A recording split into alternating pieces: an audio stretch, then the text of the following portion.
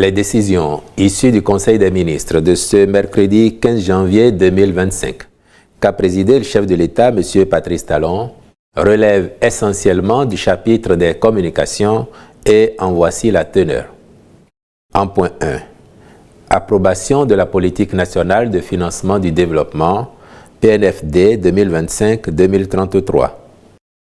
Cette politique est issue d'une démarche participative et postule qu'à l'horizon 2033, le Bénin assure la mobilisation et l'utilisation optimale des ressources intérieures et extérieures pour le financement du développement durable. Pour ce faire, 3 orientations stratégiques sont identifiées, à savoir l'amélioration du système de financement intérieur, le renforcement des capacités organisationnelles et institutionnelles du système national de financement extérieur du développement et l'amélioration de l'attractivité du pays. Par la suite, 3 programmes seront clairement mis en évidence pour y contribuer. Ils se rapportent au renforcement du système de mobilisation des recettes publiques, à la diversification des sources de financement pour la croissance inclusive et durable, puis au renforcement de la gouvernance du financement du développement. Les ministres chargés du développement et des finances sont instruits d'en assurer la mise en œuvre cohérente, les ressources étant à mobiliser aussi bien par le budget national et les collectivités territoriales que négociées auprès des partenaires techniques et financiers ainsi que du secteur privé. En point 2, travaux de réhabilitation et d'aménagement des voiries et pistes dans les communes de Savalou et Banté. Les 10 travaux concernent la réhabilitation et l'aménagement de 18 km 022 de voiries dans la ville de Savalou, dont 2 km 974 de route en terre. L'aménagement de 6 km 881 de voiries et assainissement à Banté, ainsi que la réhabilitation de 53 km 46 de route en terre et pistes rurales dans les localités de Gouka et Pira de la même commune. Pour leur conduite dans les règles de l'art, à l'instar des travaux réalisés au niveau des villes ayant bénéficié du programme asphaltage, le Conseil a marqué son accord pour la contractualisation avec des cabinets et entreprises expérimentées. En point 3, réalisation des études complètes d'aménagement de 1500 km de pistes rurales et 1071 km 487 de routes en terre classées.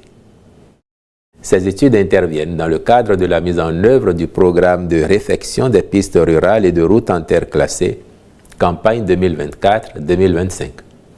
Les départements concernés sont la Libori, le Borgou, la Takora, la Donga, le Zou, les collines, l'Atlantique, le Koufo, le Mono, le Mé et le Plateau. Elles permettront une meilleure prise en compte des besoins spécifiques des populations concernant l'aménagement de pistes rurales afin de les rendre carrossables en toute saison.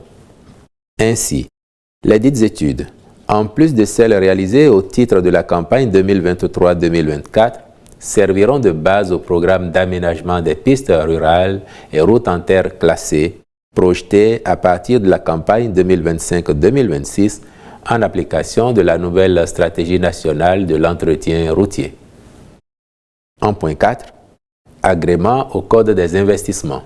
Les 2 sociétés concernées sont bénéficiaires du régime des investissements spécifiques du dit Code et sont porteuses de projets à même de contribuer au développement touristique et à l'attractivité de la destination Bénin. Il s'agit de Société civile immobilière native, SCI Native, pour son projet de rénovation de bâtisses afro-brésiliennes dénommé Native Hotel dans la commune de Ouida, lequel participe à l'amélioration de l'accueil des touristes en leur garantissant une hôtellerie de qualité où des œuvres d'art côtoient l'architecture d'origine et un design contemporain local. Lagardère Travel Retail Keila Bénin SAS, pour son projet d'ouverture de boutiques duty free à l'aéroport international de Cotonou, en vue d'offrir aux voyageurs une gamme plus variée de produits et souvenirs made in Bénin. Au chapitre des mesures individuelles, M. Ibrahim David Salami est nommé président de la Chambre administrative de la Cour suprême sur proposition du président de la dite Cour et après avis du Conseil supérieur de la magistrature. Je vous remercie.